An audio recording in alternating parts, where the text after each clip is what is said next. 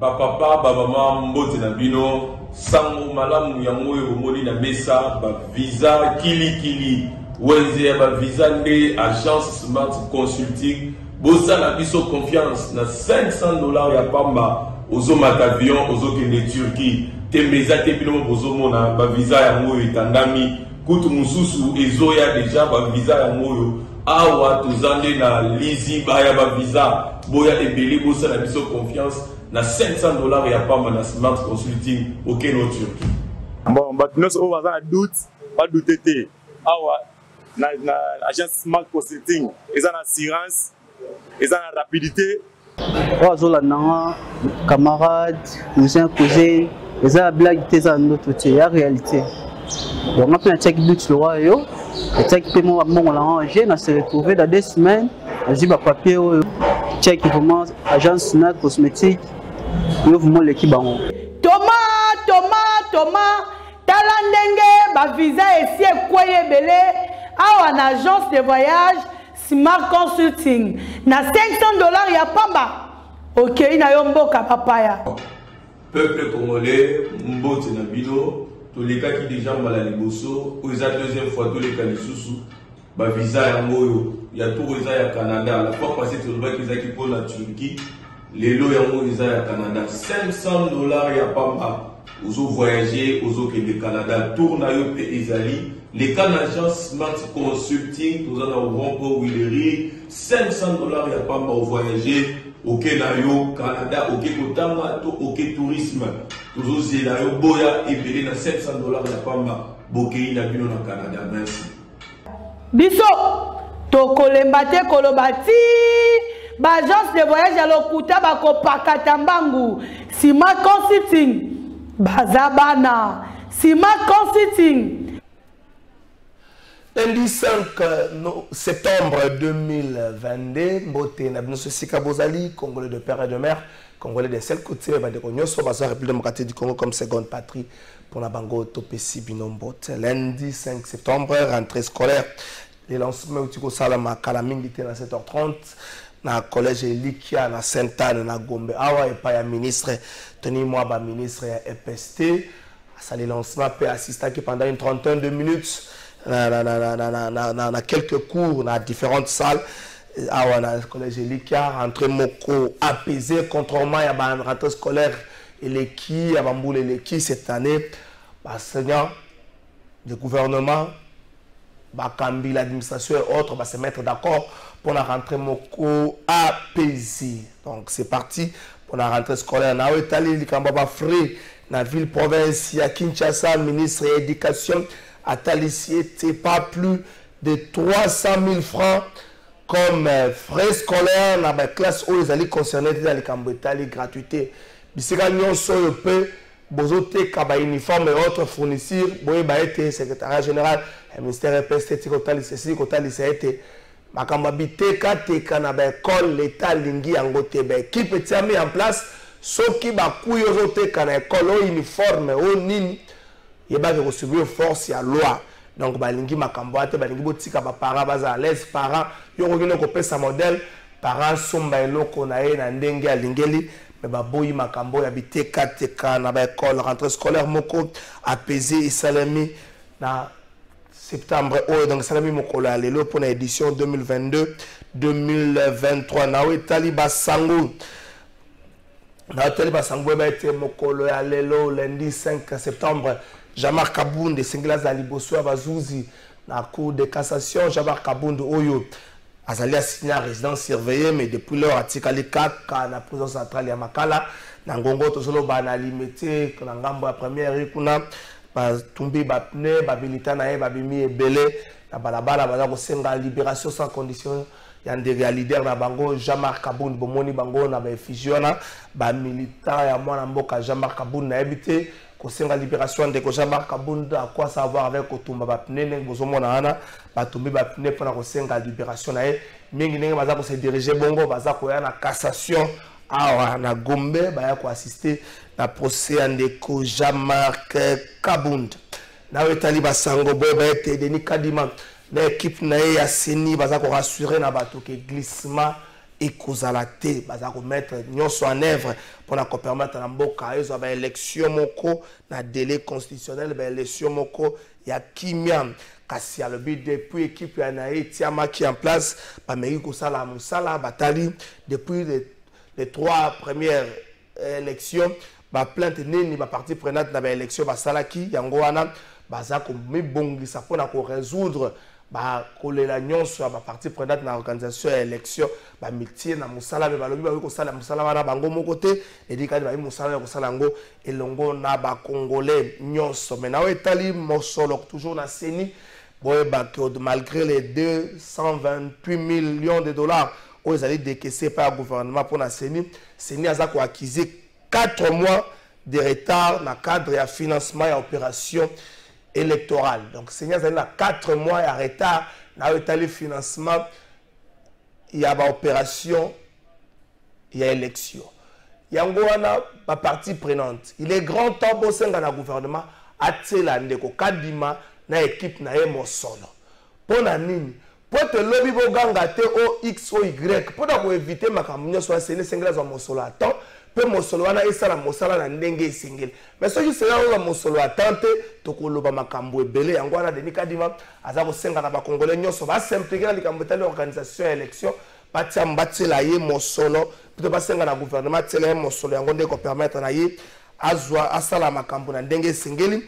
Toujours Denis Kadima za ko rassurer na ba congolais qui a conseillé la bino musala moko ya qualité pe ya lobi ko relever défi bili comme élection na Congo to sekala ko beta ngo na ndenge moko amala mote mais Seni Denis Kadima tour na équipe nemo maza ko rassurer bino un travail de qualité pe ba ko sala yango na makasi ya ba congolais nyonso wana zali quelques basango to bongi sala pour na bino na tongo lelo ni to ko lobela to ko beta mwa mokeli solo rentrée scolaire to ko beta solo ya ba salaire ya ba député.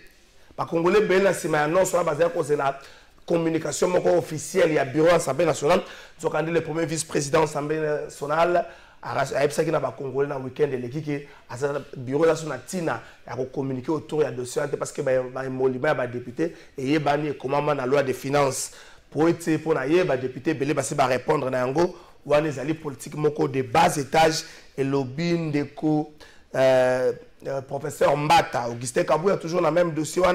À l'obéité, annonce Martin Fayol, les allez pour faire ça, les allez pour énerver, enseignants, énerver, médecins, énerver, couche sous la société policière et autres dans les Cambouana. Les Cambouana, les nominations, notamment conseiller Kolo Félix Tshisekedi, à Nomaki, mon week-end de l'équipe, entreprise publique, quelques entreprises, au Geoffrey, même au CC.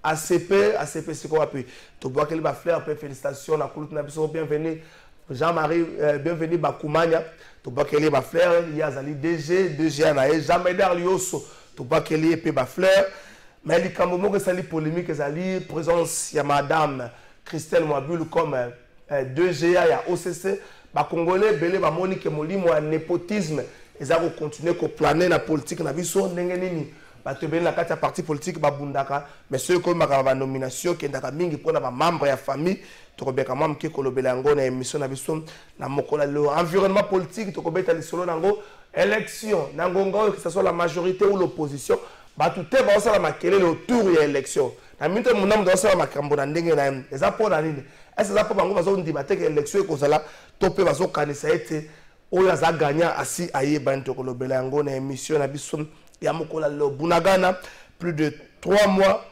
cité aux ana maboka ba M23 to robo sarangote to kobeta émission nango to beta leso nango na émission na biso ya mokola le avant na présenter bino ba invité na biso ya mokola le na kosenga toke na régime total élément o ya parti politique mpasa oyo ko gisaki une année depuis création nango week-end de l'équipe na occasion na point de presse moko batelaki pour na parti oyo mpasa gouvernement Sama Lukonde échoué et c'est là qu'on bunda dans lombango ko bengala yango toke na régie bongo to kozonga na présenter bino ba invité peto ba émission nous dans cette logique qui voudrait à ce que tout ce que nous poserons comme acte ou action soit en faveur de notre peuple parce qu'on ne peut pas être au pouvoir et être en rupture avec les attentes de la population. Caractère national, Est-ce que nous sommes seulement ici à Kinshasa ou bien nous avons déjà commencé le travail aussi d'implanter le parti à travers la République? Mais c'est ici aussi l'occasion, avec joie de vous dire, Mpassam vient de totaliser une année d'existence, mais aujourd'hui nous avons la fierté de vous annoncer que nous sommes déjà dans 17 provinces sur les 26 provinces de notre pays. Cela voudrait dire que nous sommes réellement un parti national.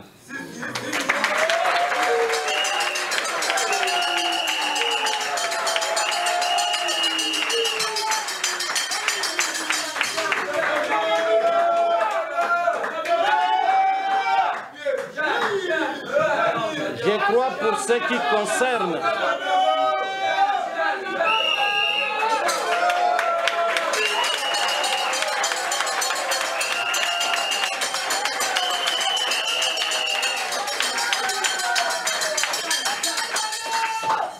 bref, pour ce qui concerne la présentation du parti, vous avez l'idée et nous disons, nous d'abord comme Kinois, avant de regarder l'ensemble du territoire national, parce que le parti est national, nous sommes mieux placés pour retenir l'appellation de notre parti, parce que nous avons un quartier qui s'appelle à Kinshasa, Mpassa. Et notre parti, son sigle correspond avec le quartier Mpassa. Donc, il faut le dire avec fierté, il faut l'annoncer avec fierté, que le mouvement des patriotes pour l'action sociale africaine, son sigle, c'est Mpassa. Voilà en termes de présentation. Tirer profit par rapport à ces faux conflits qui sont montés dans des bureaux climatisés ici à Kinshasa.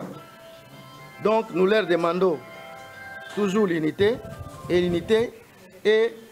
de rester ensemble parce que le Congo est un et indivisible. Quel que soit le temps, nous allons recouvrir l'intégrité territoriale de notre pays. Et tout ce qui précède, le mouvement des patriotes pour l'action sociale africaine, à l'occasion de 1 an d'existence, et sur fond de ce tableau sombre que nous avons présenté après l'investiture du gouvernement Sama Lukonde, qui a été investi sur base d'un programme et que nous avons, au niveau de nos experts, nous avons des chiffres qui n'ont même pas réalisé 2% de ce qui a été prévu dans leur programme d'action donc du gouvernement des Warriors. Nous demandons donc et nous exigeons la démission pure et simple du gouvernement Sama Lukonde.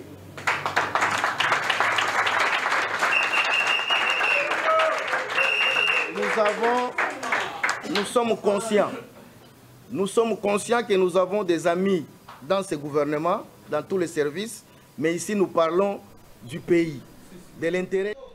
Merci, Wanazali Bongo, point de presse, Yabandeko et Mpassa au Balobi, va s'opposer à la présence, il y a la force à sous-région, à Mboka Nabiso, passe à Balobi, Tobundana, Tobengana, Bato, Bazaro, Vandana M23, Bazo s'engager des missions au gouvernement Sama Lukonde. Ndeko Patrick Makanga, cadre à AFDCA, Mwana ya Changu, Mwana ya Masina, on va appeler Sabino, on va pas tous ces missions, n'engagez marché de la liberté, pour la 1e fois, vous voyez que Tata Mokosi a inauguré pavillon, bongi ça qui mais week-end de l'équipe, marché de la liberté, zika qui les choses na mituni, nani yango tiaka moto na marché de la liberté, donc nani yango bossa na ko moto na marché de la liberté, Patrick Makanga na pesi mbote. Bote mingi de Trésor Kalafai et puis merci mingi matondo mingi na lokasa na ya mokolo alelo na kopesa mbote na ba congolais nyonso na kopesa mbote surtout beaucoup plus particulièrement na bayo baza scotché kolanda biso na pesa mbote na co-débatteur to banza ete masolo to kobeta mokolo mwa lelo e kozala pona ko bakisa libanga na ndako esenge totonga pesi la malamu to bengi Congo na yango makanisi na ngai et puis na pasi na motema envers ba maman ya marché de la liberté na Masina. Merci. Ba maman ya marché de la liberté na Masina nazali de cœur nabino parce que naebi que boza ba victime il y a incompétence, il y a administrateur, il y a marché de la liberté. Oyo bo pesa e kombo Adissa. Adissa Ninkoloba. Babi bango ba bien administrateur te. Ah, a dit ça. Ba bien a dit ça parce que depuis ya marché à liberté et quota na situation moko invivable. Tokota la ndeko oui, dans biscuit émission na ngai na nazo mela mingite. Tokota na eloko yo lobi wana na interview on komona été marché à liberté ziki pona nini parce que eziki bakoki ko moto te poani parce que marché à liberté ezala kalisusu na maite mai na marché à liberté tika oza asuste marché à liberté oyo mona marché à liberté wana ezala su na toilette na ba toilette te bongo un grand monde bazanga na marché à liberté ça va pas besoin ba condition ni bon ba vivre la kayango kuna désordre et côté na kati ya marché à liberté pendant que marché à liberté eza marché moko o ezali qui le plus propre, même dans même en Afrique centrale. Le marché le plus propre en Afrique centrale. Et où était de Congo Bila? Vu que l'administrateur Ouana, un membre de parti politique ACP, Aye na Malobanae, non, c'est un acte criminel. Bazoluka, Batanga Batouana. L'acte criminel, il y a Yambo. Criminel, il y a Liboso. Ezali, club d'amis, il y a Ndeko Ngobila. Deko Junior Nebalemba, na administrateur on est à marché de la liberté. Comment ça, le marché a pris fait? Pourquoi Kolobana na Kambouana Kocha, gouverneur de la ville, Kocha honorable Junior Nebalemba, ils ont quoi? Ils ont quelle responsabilité dans cette histoire? Non, il y a ceci. Administrateur marché de la liberté, il y a protégé honorable Junior Nebalemba, rapporteur de l'Assemblée provinciale à Kinshasa. Et puis curieusement, Bango Nyon Soba s'est retrouvé dans 4 parties de Congo Bila, CP Otango Akiti. Au lieu à la vérité, il y a craché dans la mémoire. Il y a des mamans qui ont marché à la liberté, disant que c'est un acte criminel, mais criminel à Liboso. Peut-être que il y a information. A dit ça. De quoi dit ça au marché à la liberté. Criminel à Liboso. Parce que à privé marché à la liberté, na mai. Bali ba maman bazole ba biso ki mai ezala ki metoboma ki moto yo. Moto ezalité. Néango wana bakonzi amboka bozolanda, je pense que le chef de l'État a zolanda ou soit ba service eza kolanda ba pesa ba komisa mbele pa bakonzi amboka pona ko mettre club d'amis wana hors d'état de nuit. Et puis en plus de cela, marché à liberté na suki. Marché à liberté, il faut indemniser ba maman oyo nyonso ba perdre biloko na bango na kati ya wenze. Bozong c'est la bango ba mbongo na bango na biloko oyo ba perdre na kati ya wenze wana. Merci. Merci Ndeko Patrick Makanga, marché à liberté. Mais comme on a un peu moins habitude, hein? Après quelques temps, moto. Je pense que la meilleure des solutions, c'est de prendre des précautions que les Cambouana et commater pour éviter que à chaque fois tu vas perdre un bilot qu'on a bango, depuis l'indemnisation pose un problème dans le secteur rebelle de la République démocratique du Congo. Ndeko Christian Ikassa, Azali membre à AGECO, parti politique. Ndeko Jean-Calvin Boissé, parti membre à FCC. Ndeko Christian Ikassa na pesi mbote. Mbote ndeko trésor kala. Te batsa mwa mongongo ya la télévision soko za sango, ça ta lokola mbote ndeko trésor kala. Basalenga sini kuno matsa, o matsa mwa mongongo. Merci. Donc si rentrée scolaire moko apaisé, ouais na moni, ba ndeko la régie ba ko bonga mpona ko pongisa biso image wana avant aussi ça. Phase ya liboso émission rentrée scolaire moko na petit kanayo rentrée scolaire moko apaisé les go tiko pesa makala mingi te na collège Elika na Saint-Anna comme vanda moi droit de Christian rentrée scolaire apaisé les go tiko pesa makala mingi te. Il faut peut-être saluer le dynamisme et le ministre RPST et puis cette volonté de bien faire les choses na ngambo ya enseignant encore mobimba. Merci Mingi pour la Matali rentrée scolaire. Il y a des choses qui sont naturellement automatiques. Mais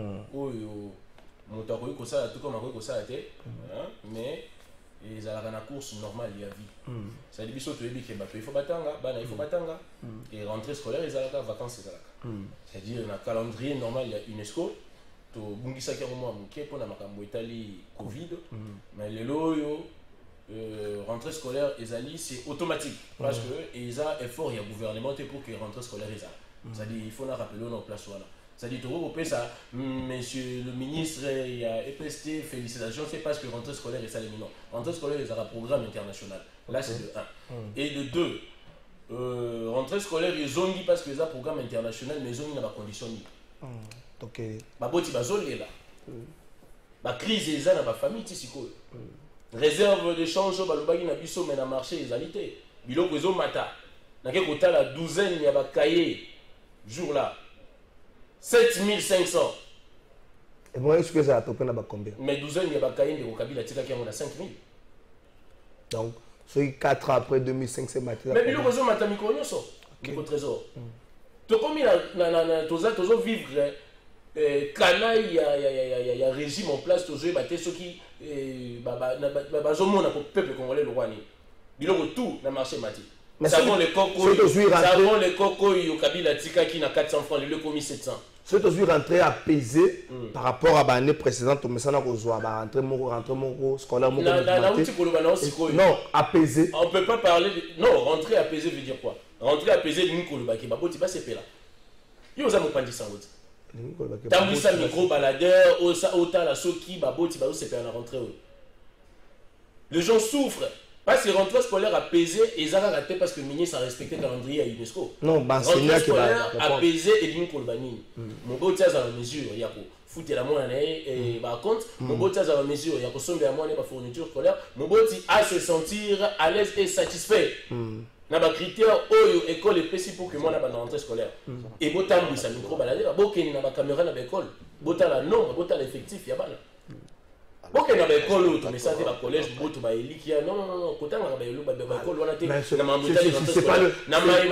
c'est pas le premier jour que ma soit décidé. Au moins les enseignants sont là. Au moins la rentrée scolaire, il faut que tu aies Itibumbu. Il faut que tu aies un institut wana. La rentrée scolaire, ok, tu as l'école wana ceux qui réellement rentrée scolaire les années nous rentrée scolaire on a une école où tout le monde a Gombe et ça école les a rempli na bateau et ba famille déjà équilibré quelle rentrée scolaire on a une école où ba boti bazana ba difficulté na banji na kimanseke na ba itibumbu wana na tangi wana vous allez remarquer que rentrée scolaire déjà apaisé. Merci Ndeko Christian Ndeko Patrick Makanga pour na Ndeko Christian pour rentrée scolaire ils a apaisé et singeli ba para bazana makoki ya kotinda bana na kelasi mais au moins na o Italie EPST rentrée salami ba enseignant ba na kilasi contrairement ya bana intérieur aux la les groupes ça mais bloc moko ba enseignant ba boycotter organisation moko ba boycotter cette fois-ci salami ndengwate toutes les organisations sont mis d'accord pour na ko banda rentrée scolaire le 5 septembre au ne ba banda ngomokola lelo. Merci beaucoup Ndeko Trésor Kalafai une fois de plus na malobo pesi na ngamu na ngai nako. Avant de répondre à Motuna Nayo, Nakobanda d'abord, Kolongola quelques Makambu Mususu et Lobami Lolenge Sengelité, surtout tous en état de Ike, tous appellent un rôle à éduquer Batou Holandabiso, tous appellent un rôle à Bimisa Makambu pour Nabatouba, moi un plus, na Makambu Mamnakonabiso, Ndeko Nangai, il y a Zeko, Ndeko Christian. Tant que vous avez rentrée scolaire, c'est dans conditions, je ne sais pas, tu fais concrètement allusion à quoi. C'est vrai. Rentrée scolaire, et quoi là, oui. Programme sur le plan international, la rentrée de classe. Mais il y a ce qu'on appelle la réalité à chaque pays. Sauf que par exemple, la France, on a besoin de la classe un mois après. Vous voyez? Alors, oui. Vous verrez que chaque pays est dans la réalité. Il y a pas une République démocratique du Congo, tout ça en réalité qui date depuis des années. Depuis la prise en charge, il y a Bana et pas il y a l'État. Ce ne sont pas les parents. La rentrée scolaire, il y a comme un problème. Pourquoi? Parce que avant rentrée scolaire, l'enseignant comme moyen, il y a qu'à faire entendre les bango na bango na bango. Comme on est trop qualifié même sujet moko ya chantage ya enseignant pour au moins besoin mbongo ya motoki na bango. Parce que la revendication na bango et atteindre la fin na yango. Bon on a été mbalali bosso depuis maintenant depuis 2004. Mbali bosso rentrée scolaire et zonga sans que tu aies une déclaration intersyndicale ya enseignant. Depuis 2004, renseigne-toi. Mbali bosso. Donc pour dire que le gouvernement a mis sous naïe ou dans le poteau regard soutenu Nangambu, il y a des enseignants pour nous koyo kambela na bango et puis conseiller qu'on trouve terrain d'attente en rapport avec la revendication des enseignants. Ou comme on a été pendant vacances, vacances scolaires. Pendant vacances, au moment où le gouvernement a matissé même frais, prix à gratuité pas balakisi. Parce que hormis salaire aux enseignants pas quitté parce que les hommes de FCC. Non, on a pu nous avoir un FCC local à l'époque. Oh, bisoton faisait un FCC, ton offre d'enseignants 150 000. Le lot va commis à 400 000. Et que hormis les 400 000, balakisi bazana prime on va prime en gratuité. Oui, mais périodiquement. Il y a que pendant les vacances, mataki en mouké. Et mataki les sous le kao bazouaka. Normalement, on était parmi les éléments. Le gouvernement actuel, où ils sont dirigés par le premier ministre Sama Lokonde, au moins pour la première fois, tout le monde a été enseigné sans qu'il y ait de bruit, sans qu'il y ait de menaces à grève. Et que rentrer très qu'on a décalé à temps d'un jour. Au moins quelques bandes dans la classe. En rapport avec le prix Yabiloko sur le marché, qu'est-ce qu'il faut que tu comprennes par là? Il y a ce qu'on appelle l'économie du marché dans un pays. Pays Nabiso, dans un pays, il y a l'économie du marché. L'économie du marché, le prix est fixé na fabrication, na production. Maintenant, Motoun est allé à Kotuna, République démocratique du Congo. Surtout 18 années en Joseph Kabila Kabane. Tobakisi 32 ans. Tobakisi 3 ans de Mosé Laurent Désiré Kabila. Tobakisi 32 ans. Il y a de Mobutu. Ou soit depuis, juste après, depuis la déclaration d'indépendance de l'école au Congo, Motoun est allé produire combien de cahiers dans 4 écoles au Congo. Que non, pour la lelo imputé yango et pas il y a Mokonzi Amboka. Est-ce que le gouvernement congolais produit Zarabakai? Est-ce que les Congolais nationaux aidés par le gouvernement produisent Zarabakai? Point d'interrogation en anglais, question mark. Maintenant, on peut essayer le gouvernement produit Zarabakai, le gouvernement produit Zarababik, le gouvernement produit Zarabasavante, le gouvernement produit Zarababik. Tout ça, c'est un héritage économique. Oh, il y a Mokonzi Amboka actuel avec Okuta. On a le porte de Bengaka, tout ça, une économie extravertie. L'économie extravertie, elle a qui signe Nalingala. Elle a qui était économie qui dépendre de l'importation. Il y a une situation où Tozanango, Yango Wana. Oui, malgré ma chef de tout, Bazana Moutou, Yamboko, Timoko Alelo, Batika pour trouver solution. Nango, Ekozala malhonnête. Et puis, Ekozala injuste. Il y a quoi un putain pas Mokonzi Amboka, a se donné tant de peine pour nous faire arriver gratuité et enseignement. Malgré, on reconnaît qu'il y a des choses de single bar arrangées. Et cause à la injuste à imputer un gagnon pendant que hier il fallait accompagner l'école au Congo, pardon, de Conakry. Il fallait accompagner l'école au Congo où ils ont quand même une production au niveau national. Kaye et ça les Makana République démocratique du Congo, des éléments même où ça la Kayam Patro, parce que non, belle texture, ça les montages, tout. Bah élément, ben plan au bassin et la ils ont produit 4 République du Congo. Merci. Voilà, donc ce sont des éléments. Donc rentrée scolaire, on a quitté ça Moutouna na yo. Obi à rentrée scolaire. Mais sur Yango le belli te expliquer. Rentrée scolaire en Baloyo, en tout cas, coup de chapeau na gouvernement dirigé par le premier ministre Sama Lokonde, parce que il fait partie aujourd'hui de meilleur premier ministre que République démocratique du Congo et connaîtra, parce que même record on de combattre pour na mekaka moi ko battre, mekaka moi ko sala, ndeko Sama Lokonde ke moi musika koleka. Merci Patrick. Voilà. Merci Patrick Bagajwa Kendeko Christian Arozwa. Minute na ko réagir to kota le Cambo Etali il fout il y a des députés de Komoko depuis Brazzaville. Bonjour monsieur le journaliste, c'est pourquoi la RDC n'a pas de chance. Même pour des questions d'ordre national, il y a toujours le mot haine qui refait surface. Combien gagnent vos députés en convertissant cette somme en francs CFA? Qui dit vrai, qui trompe, qui ndeko? Hervé somme depuis Brazzaville. Voilà ndeko na biso depuis Brazzaville. Alengi Payeba na mboka na biso na nyazo gagner Bénin zo gagner Mouké. Bonjour Trésor et bonne journée. Je voudrais savoir si être opposant à un RDC est synonyme de contredire tout. Batika motema mabe na éviter sera comme l'ango pas nani. Ndeko okozata na yako na peso 1 minute ya ko réagir na makambo. Merci. Na banda moi confusion ezali par rapport à Maïna Lobaki na Maïna Dekolobi. Tant on a Zoloba, Maïmatali, rentrée scolaire, moi je ne défends pas parce que le gouvernement, Sama Lokonde est comme ici d'enseigner à 400 000, non même 400 000. Arrêtez de blaguer avec les enseignants congolais. Ils ont Sony, ils sont de côté.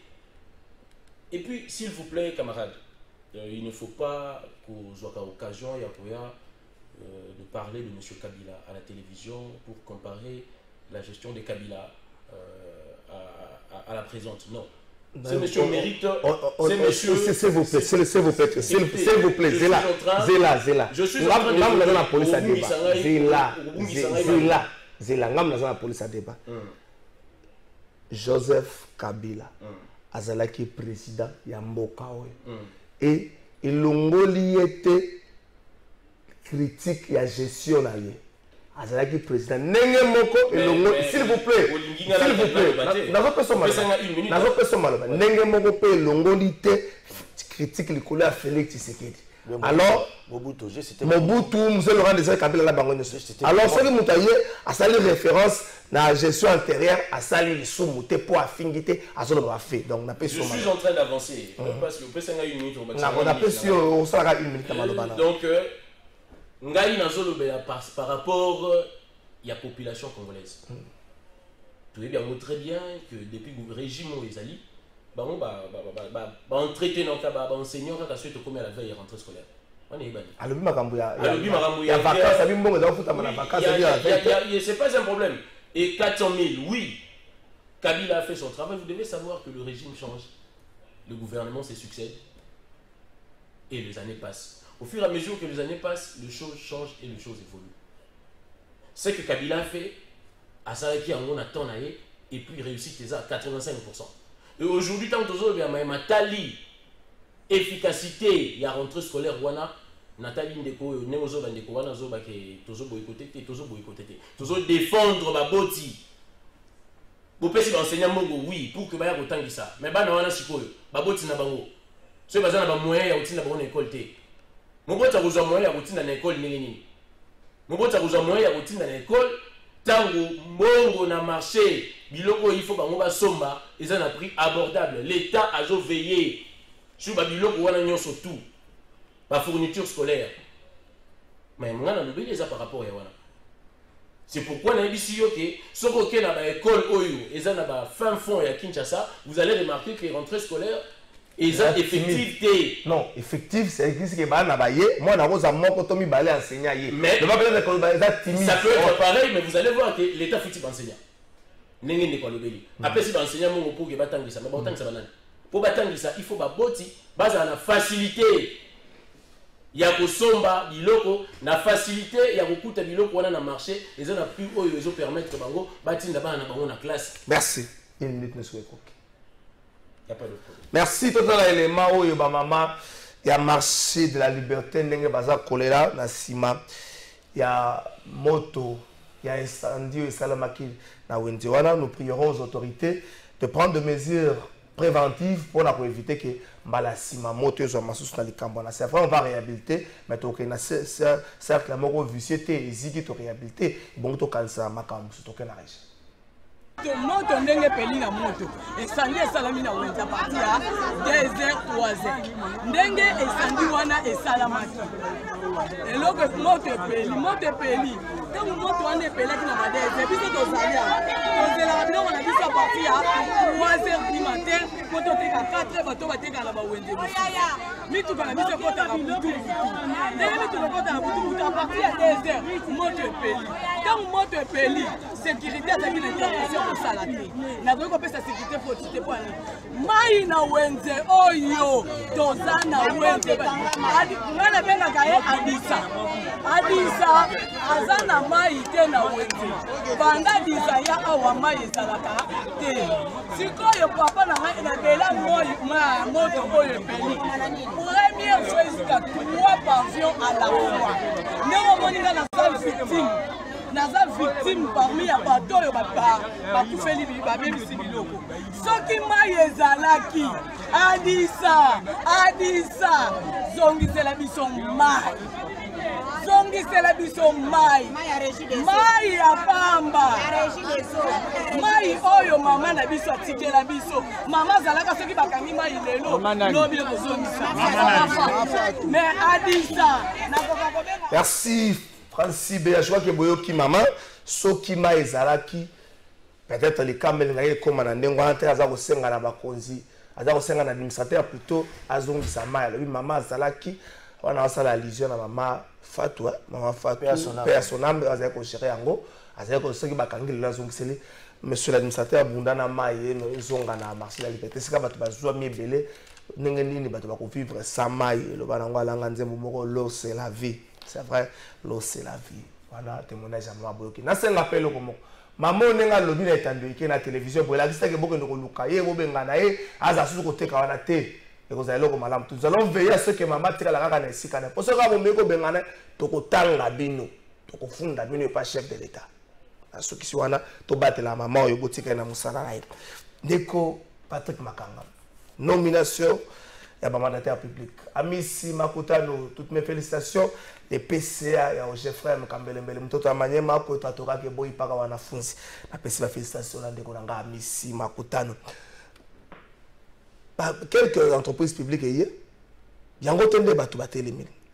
Tangu kombo ya madame Christelle Mwabilu hier et ticket partout et sonner pas si na mabuto ya ba congolais bato mususu bakanisi yango c'est pas toute la population congolaise bato mususu bakanisi yango ke kozala na kati ya ba parti politique ndenge ovandi ya boza na Afrique so ile kamboye ke pa bati ndeko Christian Zana age ko so ile kamboye et ke pa Jacques Calvin Bosso mais ce temps na champ de bataille bino bato liboso bozala na ligne la première ligne d'attaque ce ko ya bino bato liboso boko so gaz lacrymogène bino bozo gaz est-ce que ce comportement ya ko zongisaka toujours ba oyo ya biso na kati ya na ba poste ce que monani ezali comportement te ezali ko étouffer le développement de ces pays. En tout cas ndeko trésor Kalafayi na banza été na kati ya ba parti politique au monde a été mingi ya ba parti politique ezape na bana na kati ezape na famille. Alors il faut pas tomeka ko diminuer ba compétence ya bato juste parce que baza membre ya famille na ta famille ya Songolo to Pakala. Des fois dans des partis politiques faut to prôner ba compétence. La question il faut batouba bitunizali est-ce que des personnes promues sont-elles compétentes ou non? Vous voyez? Jusqu'à présent, tout le monde a été salité. Par la même occasion, je salue tous les nominés dans des entreprises publiques de l'État. Ils sont d'office apolitiques, ils vont travailler comme administrateurs, ils vont travailler comme gestionnaires des entreprises publiques de l'État. Je salue le PCA de l'OGFREM, Amis Makutano. Je salue son combat qu'il a eu à mener. Aujourd'hui, il quitte le front pour aller servir la nation. Il est allé servir la nation. Kouchapo, il nous a été très utile. Il a été très utile pour le pays, dans le front en tant que politique, dans le média, pour défendre les valeurs derrière l'union sacrée. Je salue le directeur général de l'OGFREM, l'honorable William Kazumba. Je le salue. C'est un monsieur combattant. C'est un combattant. C'est un monsieur de principe. Il a fait preuve de ce principe et en termes de compétences et expérience, il n'y a même pas match parce que lui, je le connais beaucoup plus personnellement. C'est un monsieur qui prône les valeurs et qu'aujourd'hui, il va servir l'État sous une autre forme. Tout ça, qui met en Jeffrey parce que Jeffrey a 3 mois. Ma nomination, nous prions que cette fois-ci, la paix va régner dans cette entreprise. Non, je ne vais pas le tout contre la l'entreprise appartient à l'État congolais et l'entreprise est régie par des textes qu'on appelle je ne vais pas tout contre la phase collective. Tout ce la nomination. Mais néanmoins, j'ai cité l'honorable William Kazumba, j'ai cité le PCA, Amisi Makutano, Kouchapo à eux. En tout cas, le pays attendait beaucoup parce qu'ils ont déjà eu à faire preuve d'une certaine compétence dans différents domaines. Et aujourd'hui, ils vont servir l'État autrement. Ndeko, n'a eu un peu na makambo d'abord, il y a marché à liberté, de Trésor Kalafayi, ils ont un peu patient. Marché à liberté, bomoni ba maman, denye baza kolela a dit ça. A dit ça, ça veut dire quoi? Un administrateur incompétent. A dit ça veut dire quoi? A dit ça veut dire un administrateur qui ne sait pas ce qu'il doit faire en tant que tel, mais curieusement, il a adhéré à ACP. Il y a un gouverneur Ngobila. Et puis, Azali protégé, il y a honorable junior de Malemba, ou Azali rapporté à l'Assemblée provinciale. Bandeko Baebeloko yo, marché à liberté, Azali cadeau Yandeko Mouzé, Laurent Désiré Kabila Nabana ya Tchangou, comme tenu à position Bana Tchang Bazwa qui contre les rebelles, il y a rebelles rwandais lors de la guerre d'agression en 1998. Nangobo ça l'attention, Eza bien abinoté aux agirés le Kwaneti, et comme la propriété à club d'amis au créé, on a marché Wana. Maintenant, pour la mine de quoi, le de Koto, oui, Nathalie, de quoi, question. J'étais suivi avec attention soutenu de Konangaï. Vous êtes jeune. On a dit que 400 000 ezasoni. Et bon, 150 000 au biso tando pe sa bon temps aux akina FCC. Ce qui 400 000 au bakomi cause le ezasoni. Et bon, 150 000 tando pe sa bon temps aux akina ngai na yo. Na kasi na FCC. Faut le cas comme on peut savoir émission ici là. Ndeko Kabila gestion des meilleurs. C'est pas question de dire que gestion de Kabila qui meilleur Thomas B. Non, ça ne se limite pas là. Il faut payer ça bas fait. Il faut payer ça bas élément. Où est que gestion passée et bien que la gestion oyo. Ce n'est pas assistant de prix pendant que le président Mingo Baleki avant de Félix Antoine Tshisekedi Tshilombo, ils ont été incapables de booster la production au niveau national et au Congo. Je pense que dans 18 ans ou soit dans 32 ans, on est qui pour booster la production au niveau national. Au départ, il n'y a pas de mine, il n'y a pas de minerai, il n'y a pas de même dans la production, il y a même niveau de la Corée du Sud, même niveau de Canada. Mais Mboka et Kenya na kokufa. Dès le lot, les conséquences tango ils ont vécu. De bande une action actuelle chef de l'État. Demain sera beaucoup plus meilleur. Toujours défendre les babots. Pourquoi défendre les babots comment? Pendant que babots aux autres défendre ceux qui vont très bien en place comment mon Mboka actuel a concrétisé gratuité et enseignement. Merci Papa. Ok, même s'il y a des endroits où on demande des sommes d'argent, Mbongo Baosé Ngalelo. Et quand on a il y a des années passées, comme on était bien, on a 1200 $, 1300, 900 $, on a 100 $, 150, 200 pour appuyer le fonctionnement. Merci. Le gouverneur a fixé la limite pour les Cambotali. Voilà, en plus de cela. Ndeko Christian, nomination dans l'entreprise publique. Merci. Et Salemi, mais la présence. Dans la liste, on a Madame Christine Mabule pour la Batou Moussous. Je ne dis pas tous les Congolais. Batou Moussous va se péliter. Batou Moussous va le dire qu'au bout d'un acte, la partie politique, c'est les Kamala. Monsieur Komitanga au Kabola. Mingi baso Kabola, la famille biologique. Est-ce que c'est là et qu'on les combats, la jeunesse? Est-ce que c'est là et qu'on les hommes, cette jeunesse, si ma collègue, Mingi n'a pas la partie, il y a mon boti, il y a cousin, il y a oncle, il y a tante, côté qu'on a dit aux amants malades. Merci pour la Matali entreprise, Ndeko Kalafay. Il faut que les politiques, les TV, au-delà de la TV, au sein de l'émission, au PC Communication pour le peuple congolais, politique est la réalité nous sous interne au membre de la famille supporter. Politique est la conséquence nous sous même président parti à Boulouka Achabana n'a été. Il doit mettre à l'abri ses enfants et sa famille. Il y a deux choses où il faut rythmer un parti politique. L'implication de ta famille au sein du parti et l'égoïsme politique. M. Pius Mwabu a commencé avec José Kabila. Mais je n'ai jamais entendu parler de la lutte de sa fille. Membre marche, réunion, transport, je ne suis pas défenseur et à parti politique, mais en tant que patriote et puis en tant que Moutoua Lingui développement à Mboka. Et bah membre wana ba yaka ba réunion temps mususu transport ezate mususu aye nanzala et bah sacrifice mususu peut président pesi mo moté mais ba moment ba pesi ba communication et arrivé na moment ya gâteau yo jumo na yo ou lekisi liboso ou lekisi mo na liboso parce que yo monique tes compétences ezaka na mo na yo voilà place wana na monique bongi pendate bongi malamu te et puis pour la usuki sana matali nomination d'entreprise wana. Le pays ne marche pas comme ça. Ça veut dire. Parce que le pays ne marche pas comme ça. La nomination, il y a une entreprise où on a ce qu'on t'a bien. Kassai na Kassai. Kassai na Kassai la nomination. Réforme, il y a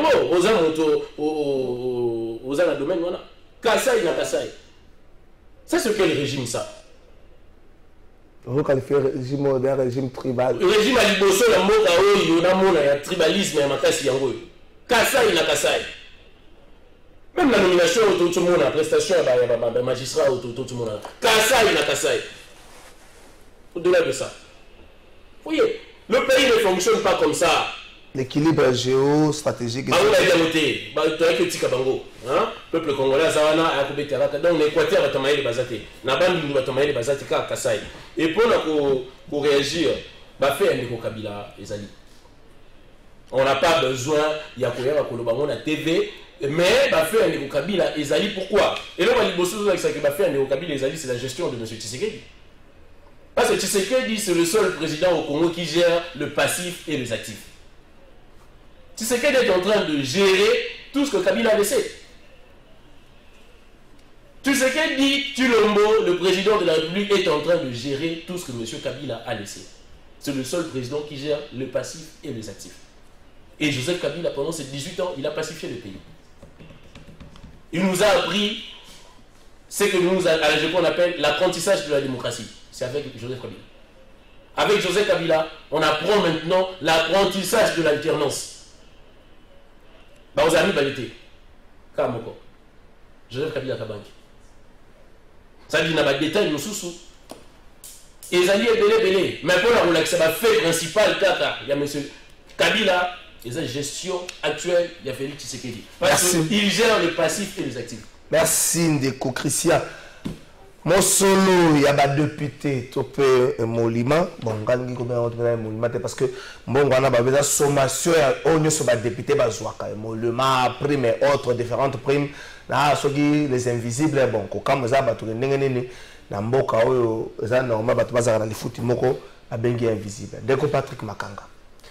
Il n'y a pas eu une communication officielle. Le lundi, matin, lundi, il y a bureau, il y a assemblée nationale, Kolobana Batu. Non, il y a ça, il y a ça, il y a différentes primes, Yango. Mais il y a eu simplement quelques députés qui ont réagi.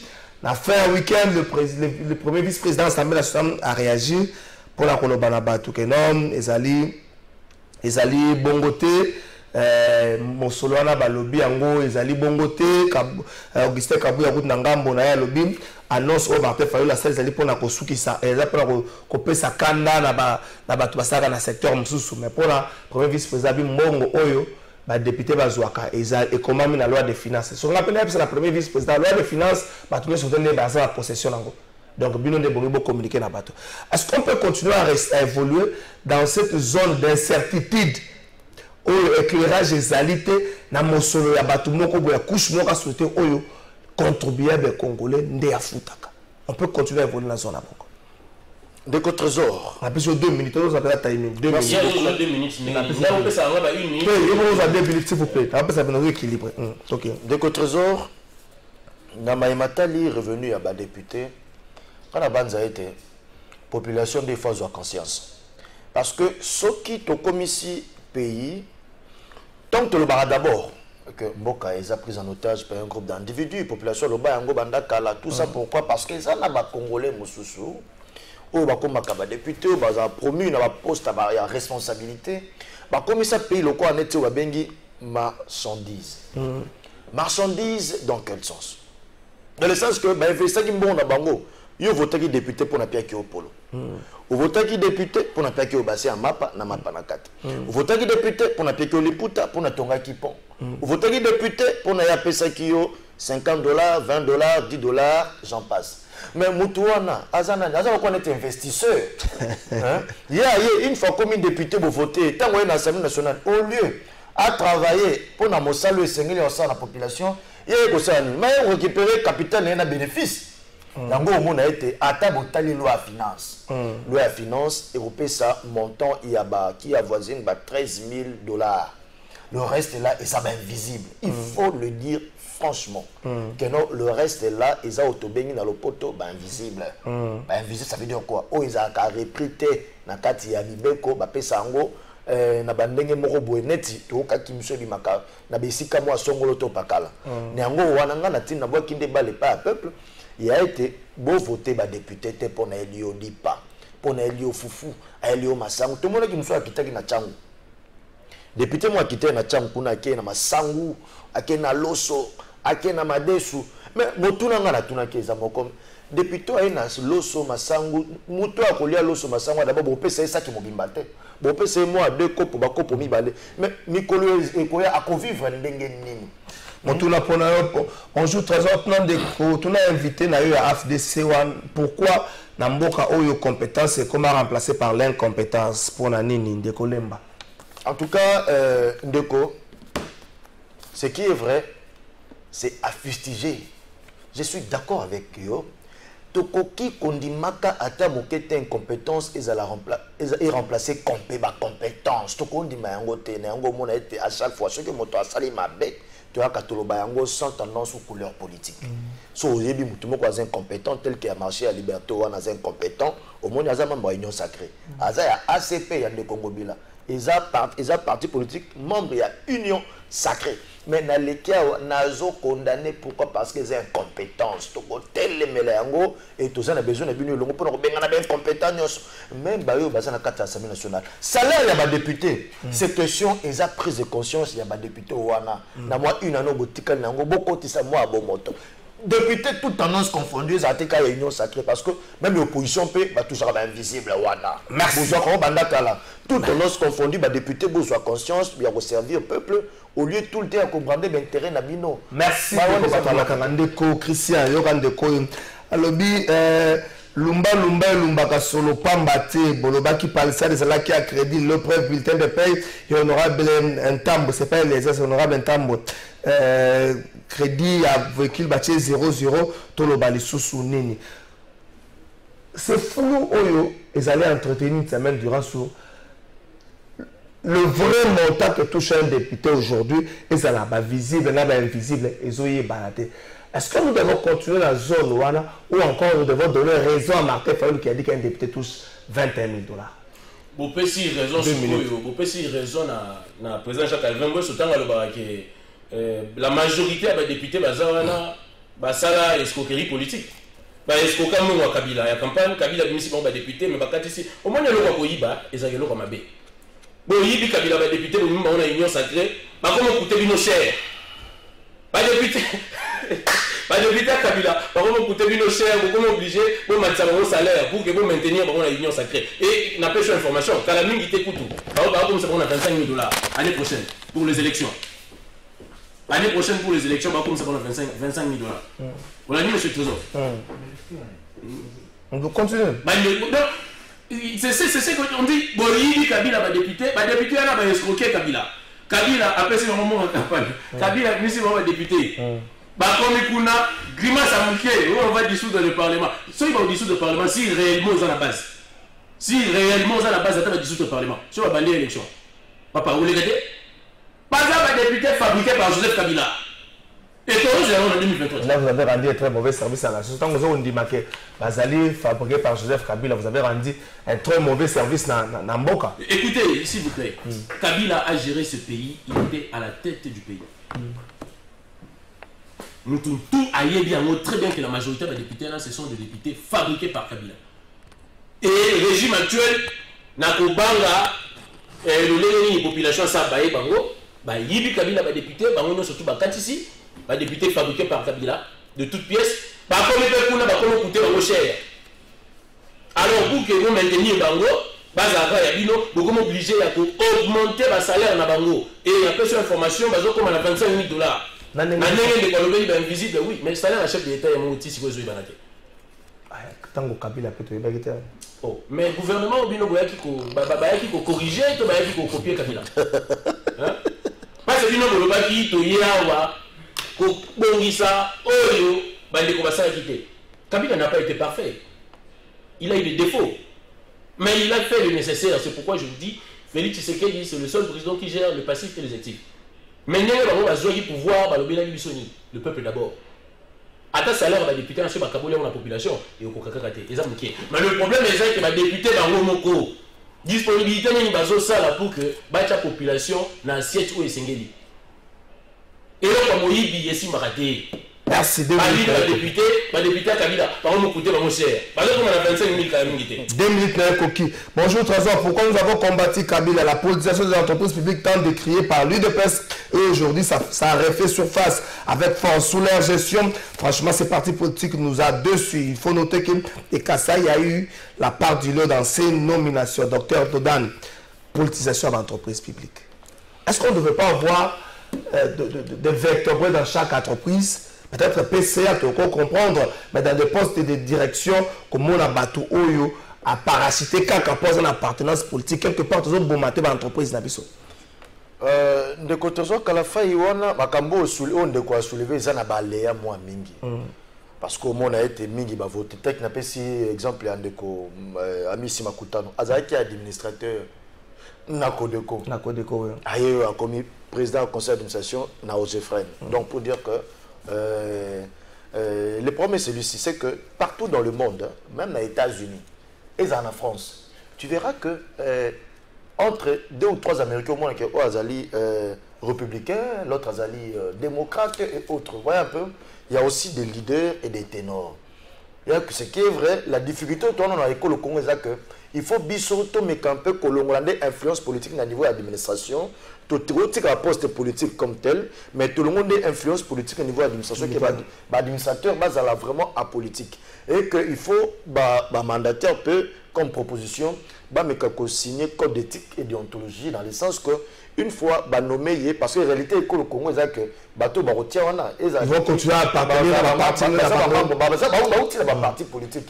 Mais l'État a en place un mécanisme que non, renoncer officiellement au parti politique pour travailler comme tel en tant que des administrateurs qui tiennent entre leurs mains l'administration de l'État. Il n'y a pas réagi dans les Cambo Bongo Goloba.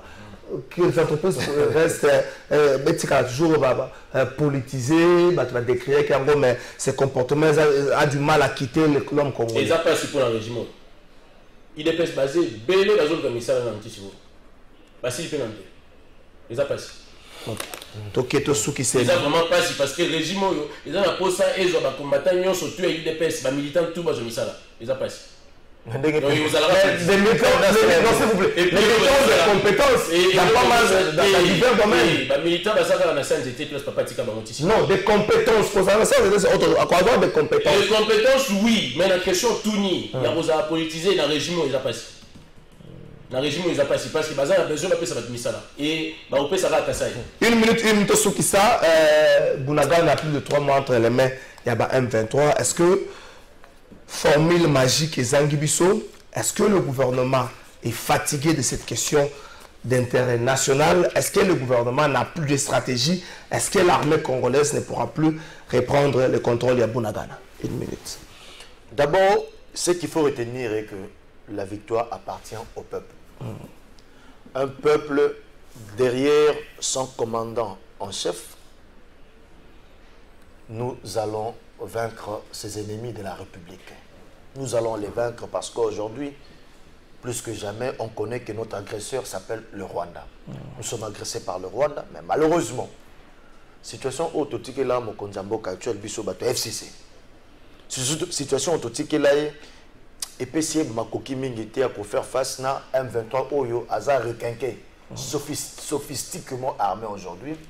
Mais l'action diplomatique qui est chef de l'État, ou Azar mené, et puis la réforme, ou Azar porté dans l'armée congolaise, tout le monde a été armé pour gagner guerre. Parce que M23 a été défait n'importe de Joseph Kabila Kabange, grâce à l'appui, il y a des éléments au Bakota qui n'a pas de éléments renforcés qui MONUSCO na Tanzanie, qui na Angola, on est en Bayaki, Bayaki Bisso, Bayaki armé na Bisso pour mettre un terme na la pratique à M23. Tout le monde a été une action à Mukonzamboko, nous avons une force sous-régionale et avec notre armée qui devient de plus en plus l'armée la plus dissuasive d'Afrique, nous allons y mettre un terme. Merci. En termes, il y a Salé, il y a député. Donc, tout ce qui Ndeko Christian, non, c'est un peu par élégance, même pour le sénateur à vie. Joseph Kabila. Le député fabriqué de toutes pièces par Joseph Kabila. C'est comme si, donc, aux autres soutenir thèse. Il y a que Ndeko Kabila merci Ndeko Moko depuis longtemps. S'il vous plaît, Ndeko Moko depuis longtemps. Monsieur Kalafa Yebisa, Ndeko Kabiliste Boye. Lelo Kabila, Andimi que Lelo Kabila a nommé député pour Kotia Kroka Jambe na pouvoir ya Fachi. Mais Balukeliye député Bazalaka pour la présidente, mais pour la population. Kunga Clovis depuis Londres. Voilà, une minute, répète ça. Il a parlé de nomination. Moi, je n'ai pas parlé de nomination, j'ai parlé de fabrication. J'assume.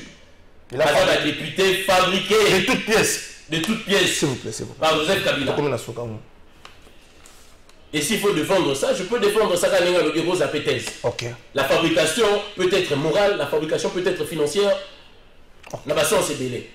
Mais dans Maïmatali Bounagana, je dis que le gouvernement actuel est échoué. Il faut décider. Parce que nous avons mon voisin à Boumeli Obana, nous avons voisin ok pour continuer la coopération. Et parmi les bateaux, il faut que nous ayons nous avons voisin, oui, il y a tout le monde a Kabila, tant coopération diplomatique na Belgique et Simbagité, à Katari relation à Schengen. À Bengana ambassadeur à Schengen, on a vécu ça. Tout le monde a qui en Kabila. M23 wana à l'époque de M. Kabila, ils ont qui sont sur le bétaté.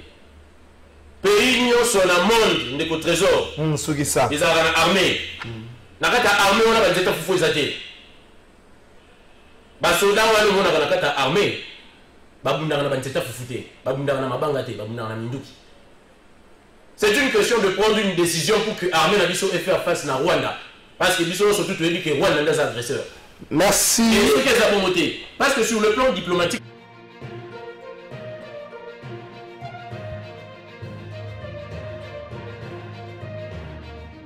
La fondation, au fond de la fondation, population de Senga.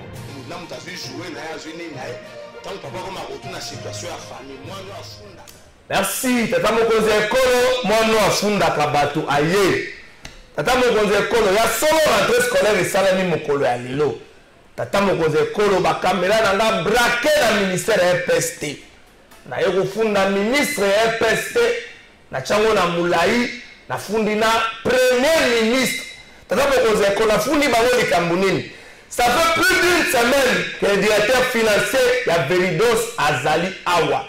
Tata Mokonzi Ekolo bana kelasi bana na biso.